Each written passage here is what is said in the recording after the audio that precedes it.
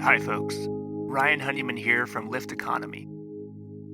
Many folks have come to us over the last 10 years and asked, how do I get more involved in creating an economy that works for the benefit of all life? They also ask, what skills and experiences do I need to help make this transition? So 3 years ago, we created something called the Next Economy MBA to help address this and similar questions.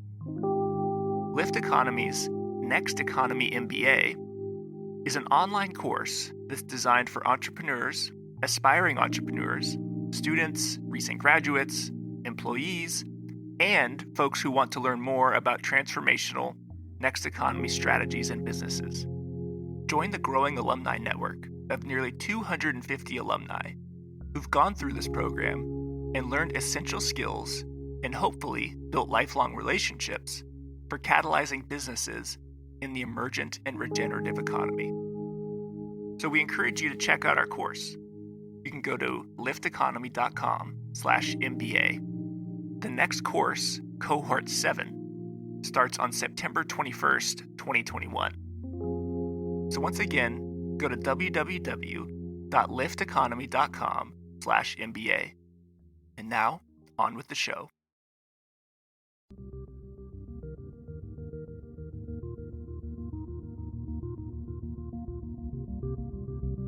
Welcome to Next Economy Now.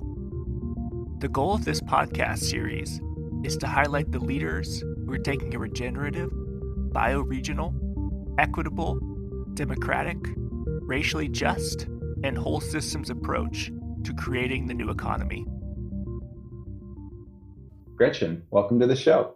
Thank you. I'm excited to be here. So excited to have you on the show. We met recently at a B Corp gathering, the B Corp Bay Area Build event. And it was just such a pleasure to connect with you there.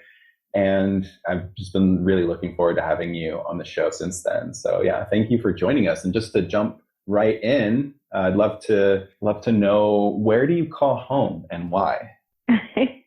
Well, first, let me say I like this question. The way it's phrased, it shifts my automatic mindset of viewing home as my place of residence to home as more of a sense and a feeling. And so with that in mind, I'd say that the people and places I love and that give me comfort are my home. So the people I love the most feel like home when I'm with them, no matter where I am. And I'd also call San Francisco Bay Area my home. I've been here for most of my life and I love it. You know, the natural beauty and the water, the bay, the green spaces, and all the creativity that's going on here. It's a great place to be. I couldn't agree with you more. I'm a huge fan of the bay. Yeah, me too. So I'm curious, what would you like to share with our listeners about your professional journey and how you landed in your current role at Guayaki? Sure. Well, my title is Regeneration and Sustainability Cebadora. Cebadora is someone who serves yerba mate. And so we all have that service mindset. And our titles are all kind of funky like that. So it's pretty fun to be here. But, my journey, my professional journey has been a long and not always an easy path. I struggled a lot in my 20s and my 30s to find my purpose. And I tried out a lot of different jobs. I learned a lot about what I didn't like, but I've always been a seeker and I've never stopped. Along the way, I had glimpses of what I wanted to do. I remember being in graduate school and taking this class in ecological restoration. It was my favorite class. I was really passionate about the subject. But I couldn't figure out how to turn it into a career path because it was a practice for engineers or scientists. And there was no field of sustainability yet. And so I did a lot of wandering from environmental planning consulting to government, entrepreneurial pursuits. I spent 10 years in nonprofit. And then the dots, they finally started connecting when I worked for a natural food company and I was doing corporate giving. And they allowed me to start a sustainability department in conjunction with corporate giving. And that's when I really started loving the work that I do, because I felt like I was making a really meaningful impact. And I just felt aligned. So I was there for 5 years, and then I wanted a different challenge. So I started working for Guayaki about a year ago. And that's when I knew I'd found, not only my purpose, but my home culturally. One good thing about taking a really long time to find my purpose is that I'm so grateful to be here. And that's a really good place to be. Yeah. Can you maybe share like why this sort of role why it feels like such a good fit, why it's meaningful for you? Sure. Well, some of it is just instinctual. I mean, it's the whole thing. I've studied personal development for so long, and I knew I always wanted to do something in regards to helping the environment, which is why I was in environmental conservation for nonprofits and environmental consulting for a while. But it just didn't feel like I was really making an impact at the end of the day. It's like, what difference am I making? Am I just pushing papers around? Mm-hmm. And sustainability, and especially with food, it's so tangible. And so part of it is just, being able to work with a very tangible product like food. And then part of it is just the people at Guayaki. It's just such a great fit. That's awesome to hear. That's so great. Yeah. Curious, what would you like to share with our listeners about Guayaki? Oh, wow. Well, I'd say the first thing to know about Guayaki is that it started from a deep desire to connect over sharing a gourd of yerba mate. And so because of that, Guayaki is infused with a lot of love. We hug a lot. And yes. It's great. We gather everyone. We have employees in North America and South America. We're all over the map. And we come together twice a year. We share information, ideas. We have women's and gourd circles. We have women's and men's gourd circles. And, when we come together, magic happens. There's a lot of creativity and innovation. And it's pretty special. And it's also, because Guayaki allows such freedom and trust that this can even occur. And I guess the second thing about Guayaki that is pretty significant is just that they're committed to changing the world on such a deep level. And so Guayaki produces organic and fair trade yerba mate beverages, but the company's mission reads more like a nonprofit. Mm. So our mission is to steward and restore 200,000 acres of South American Atlantic rainforest and create 1,000 living wage jobs by 2020. Wow. And so we have this broader focus to regenerate life. Our tagline has come to life. And so whether it's, the rainforest or culture and livelihoods of the indigenous communities and the small farmers who grow the yerba mate and steward the forest, and, also just regenerating our customers and showing up in such a way that, that is fostering that. So, yeah, I'd say those are two things that that's beautiful. I think you should know when you're reaching for something to drink. Know what you're getting. I love that. Yeah, Guayaki has long been on my radar. I remember you guys have your drinks at so many events that I've been at, and I was just up in Victoria, Canada with a company called Animiki, and we were all enjoying some Guayaki there. So it was funny. It was fun to have that in that moment. And so you just mentioned some of the indigenous producers and growers. And, I know that you recently actually journeyed to South America and visited with a lot of those folks and others in the Guayaki circle. And I'm just wondering if you could perhaps share with our listeners maybe some of the intentions that you brought to that journey and maybe what are some of the most significant takeaways or stories or lessons or opportunities, or what did you kind of take with you? Sure. Well, I traveled for 3 weeks and I went to Paraguay, Argentina, and Brazil. And we sourced yerba mate from those 3 countries. And one of my intentions was I knew it would be a source of inspiration. But I also had an intention to witness the entire supply web and form a holistic picture of our impact, from our operations and all our stakeholders and the regional economy and political context and the history, the colonization history. I have to pause and just underscore your choice of words there and intentionality, even in how you're describing it as the supply web. I don't hear often people use supply web or supply stream. And I think that's really cool that you use that term instead of supply chain. I know our friends at Terra Genesis International often will bring a lot of intentionality to that phrase as well, because it's kind of like, get rid of the chains. And it actually really is exactly as you described, like a web or a stream. So sorry to interrupt the flow. No, it's good. No, good thought. Absolutely. So I got to experience the yerba mate culture, which has been alive in these countries for over 200 years.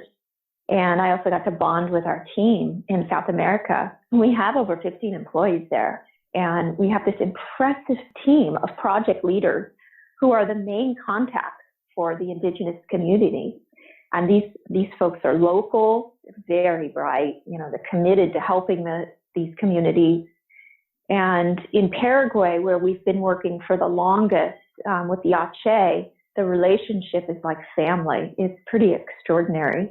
Mm. And something else that struck me was how each indigenous community is really different, and they're shaped by their own colonization history and their language and their governance and leadership structures. I mean, some had evangelical churches and some had prayer huts, that allowed any spiritual practice. Mm-hmm. And then what, notable, even though they were all different, they all had this same sense of living between worlds. I don't know what I was expecting, maybe something a little more romantic, but they are sort of, straddling the old and the new worlds. And they've retained old customs, like many of the communities will split the proceeds among all the families from the sale of yerba mate. Mm. And then they have newer customs, like they're all wearing hand-me-down Western clothing.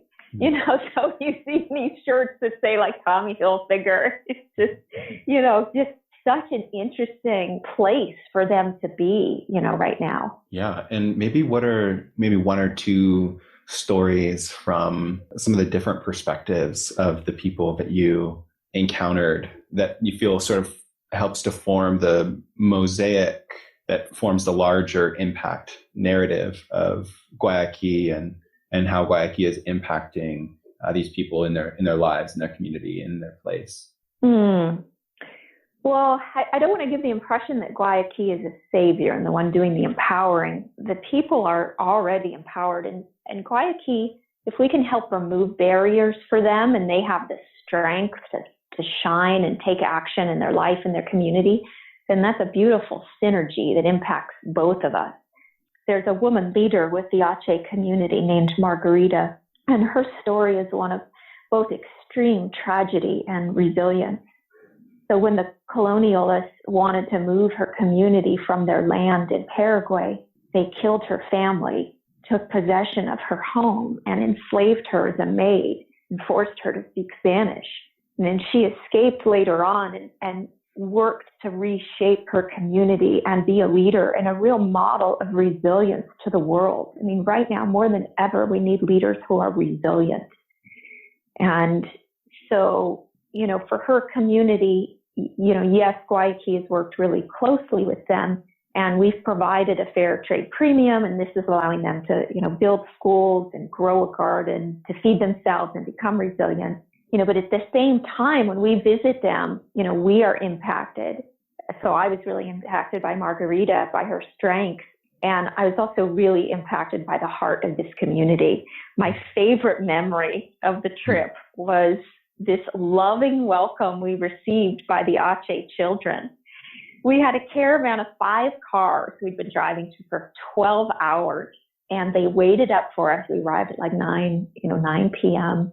Mm-hmm. And they were all gathered. We were driving through this gate, and they were smiling and shouting, "Hola, hola!" And they were reaching out their hands to touch. We rolled down the windows. They reached out to touch our hands, got out of the car, and they just were hugging us and smiling and just wanted to touch us. And oh my God, I was crying. I've never felt so much love. So yeah, now tell me who's doing the impact here, right?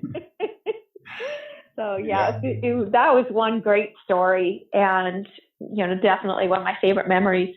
And then I'd say the other thing that was just so striking was the rainforest in Brazil. there's the community we work with, the Guayakis, and there's 42,000 acres with beautiful old trees. It's so dense, it's hard to find the yerba mate trees to harvest them, and these trees grow naturally under the canopy. Mm-hmm.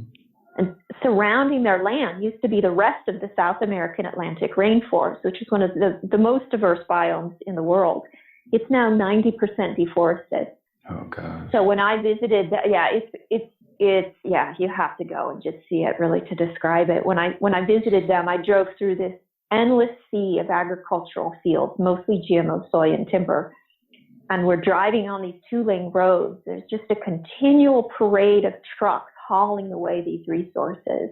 And of course, Brazil's economy is booming, and, they're happy about this, but it's going to come to a screeching halt when the soil is dead and it can't support these degenerative agriculture industries.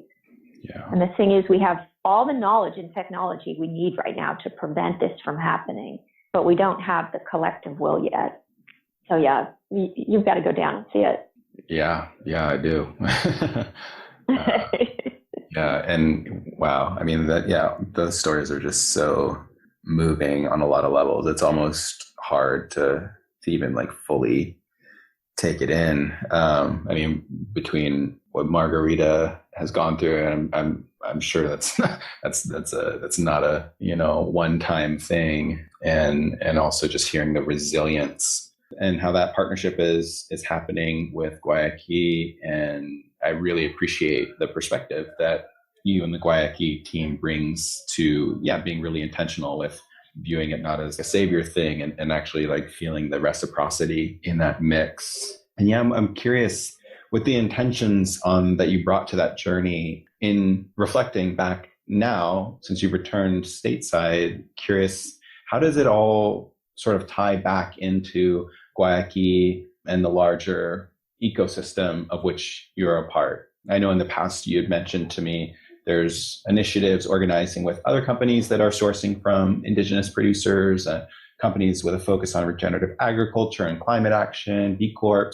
Curious how the experience is from the supply web to the individual interactions with folks to the ecological restoration, how that's all coming together. Good question. We're trying to grow the collective will, right, within this larger network of actors. And we have a lot of partnerships going on. We're very involved with the Climate Collaborative, the Sustainable Food Trade Association, OSC2, B Corp, of course. We were co-founding B Corp member over 10 years ago, and keep trying to push that movement. And then even, our certifying organizations are partners. I mean, the Non-GMO Project and the Fair for Life, which is our fair trade certifier, CCOF for organic, conscious circles and green business. And we've been partnered with universities. So we can't do it alone, right? I mean, it's all about partnerships for sure. Absolutely. And maybe if you, it's okay if not, but if you want to maybe like dive into or sort of unpack like any one of those partnerships that you're really excited about, just to kind of like give listeners a glimpse into that space.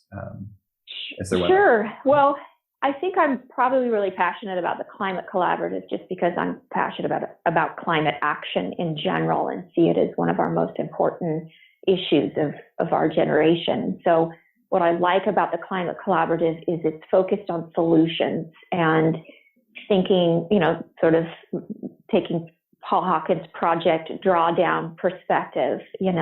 Let's focus on solutions and talk about what we can do. And so Climate Collaborative is providing this framework for companies to pledge improvement in 9 different focus areas. Regenerative agriculture is one, and food waste, and no deforestation and transportation. And so they're making it very tangible for companies. And so I have a lot of partnerships going on. One of them is a working group with B Corp, and just trying to take those of us who have done, full analyses of our greenhouse gas inventories and have been in this space a bit, and, how can we make it more tangible for other companies that are just starting. They're just on the first stage and don't even really understand what actions they can take.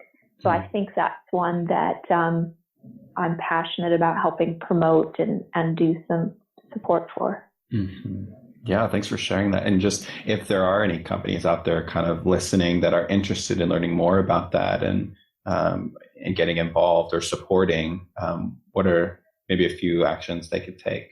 Yeah, well, I would say go to Climate Collaborative and sign up. It's free and you can do pledges. And then there are so many free calculators out there. So just the first step, just taking your PG&E bill or whatever your utility company is, your energy bill, and just starting to convert that into greenhouse gas emissions. And, that's just a really basic step one you can do by just plugging it into a free online calculator. Just starting there, you know.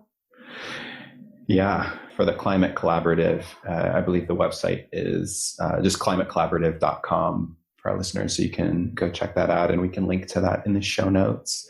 But I'm feeling the passion, obviously, that is completely in line with everything that you've shared so far in terms of your early roots in ecological restoration and linking that with effective levers in the business community, and just really tapping into a network of support, either personally or professionally or both. What is it that you would like to share with a world that is really in need of hope and solutions? Yeah, we are in need of hope and solutions. There's so many stories of good people doing good things. That's one of the reasons why Guayaki started Come to Life Productions recently. It's an arm of Guayaki that produces music events and videos and that spreads the message of activists, musicians, and artists doing extraordinary and really inspiring work. But we're just one of the businesses following the path of doing good. And so a lot of individuals as well following this calling more than ever so before. So, I would say, God, listen to them. Ignore the media. Ignore the people with messages of gloom and hate. They're just hurting. We've really destroyed things, and it's easy to be hurting right now.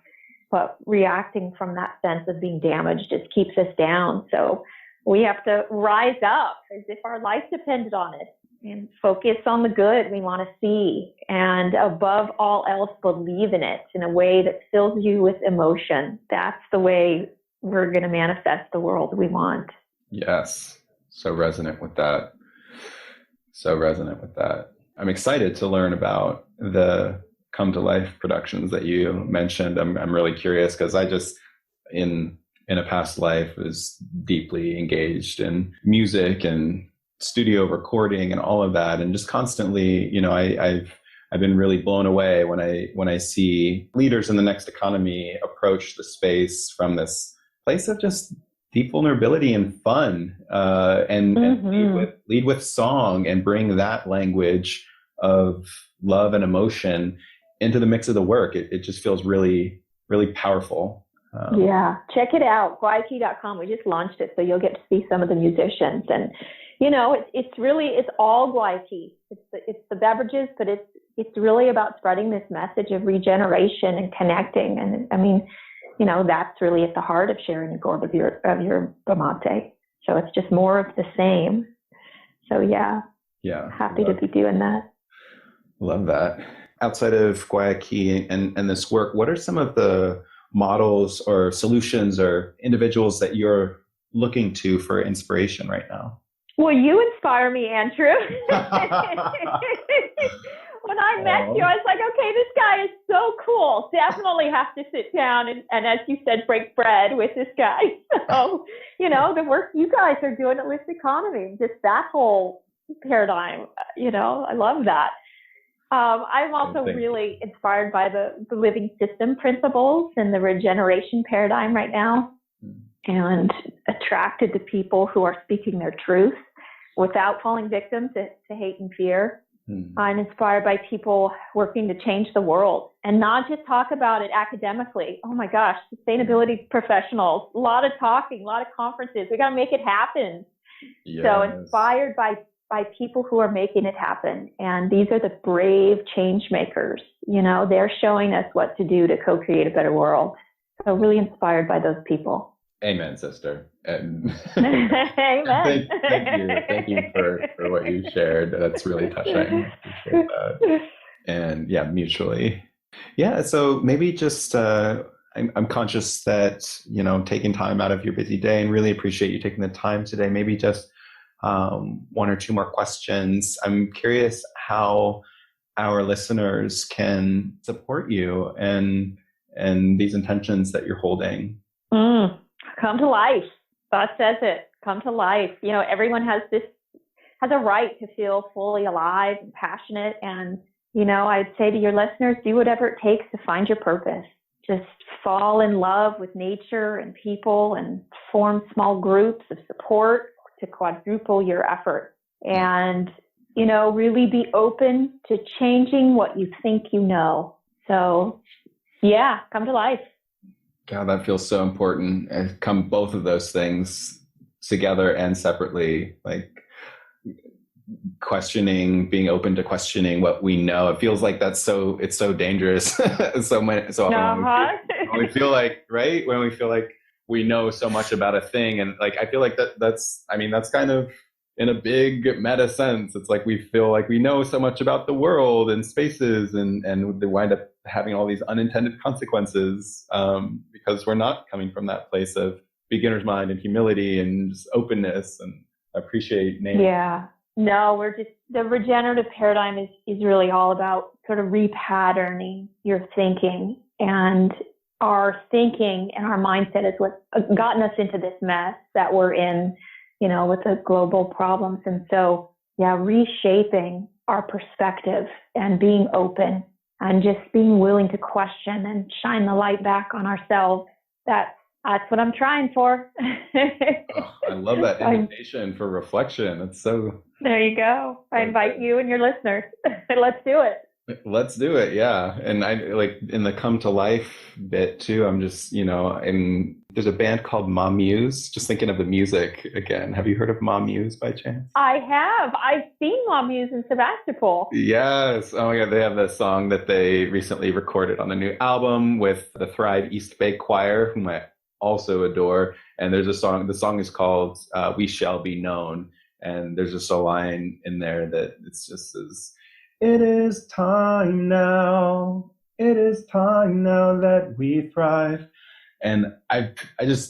I love it. Oh, I'll definitely have to download that song. Oh my gosh. Yeah. I might have to include that link in the show notes too, just to share that out with the world. It was so, yeah, even just on a recent journey up north to Canada that I mentioned, I was just listening to that song and it was just like healing me. I just, not knowing why, just like, it feels vulnerable to say this on the show, but I just like burst into tears, like no idea why. I'm just like, I just had to let something go. And that song just like brought it out. And so, yes, like there's this healing to thriving, and even if we're not necessarily sure what joy looks like right off the bat, just maybe feeling into relief. And I just felt that like, went through, relief in that moment, and